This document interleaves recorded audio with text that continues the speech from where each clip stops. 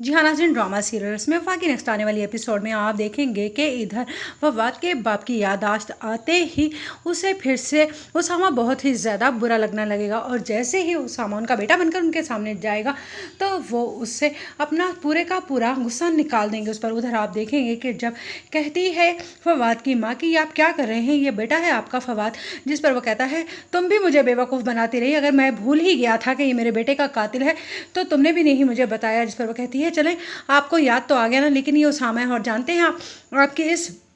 हालत ख़राब में इसी ने आपका ख्याल रखा है। जिस पर कहता है फवाद का बाप तो तुम्हें क्या लगता है कि अगर इसने मेरा ख्याल रखा है तो मैं अपने बेटे की मौत इसका खून माफ़ कर दूं, इसे ऐसा हरगिज़ नहीं होने वाला। उधर आप देखेंगे कि जब नूर को पता चलता है कि खालू की याददाश्त वापस आ गई है तो वो कहती है उसामा से देख लिया ना आपने, इस चीज़ का नतीजा मैं आपको पहले ही समझा रही थी कि वहाँ पर कम आया जाया करें और इस तरह से उनको अपने ऊपर ही डिपेंड ना करने दें, बल्कि इरम को और उनके घर वालों को उनके हाल पर छोड़ दें। जिस पर कहता है उसामा लेकिन ऐसा हरगिज़ नहीं हो सकता, मैं उनके हर गुस्से को बर्दाश्त करूँगा। उधर आप देखेंगे कि जब ज़ारा कहती है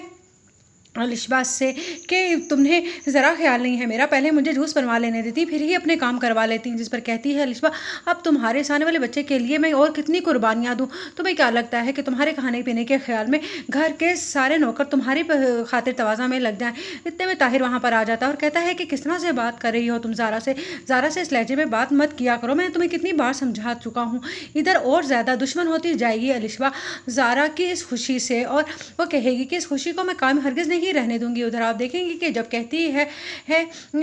नूर अपनी माँ से कि आप जानती हैं कि खालू की याददाश्त वापस आ गई है और उन्होंने फिर से वही रवैया शुरू कर दिया है। जिस पर कहती है नूर की माँ मुझे तो लगता है कि राशिद भाई को कुछ भूला ही नहीं था, वो जानकर ड्रामे कर रहे थे। अब जब उन्होंने देखा कि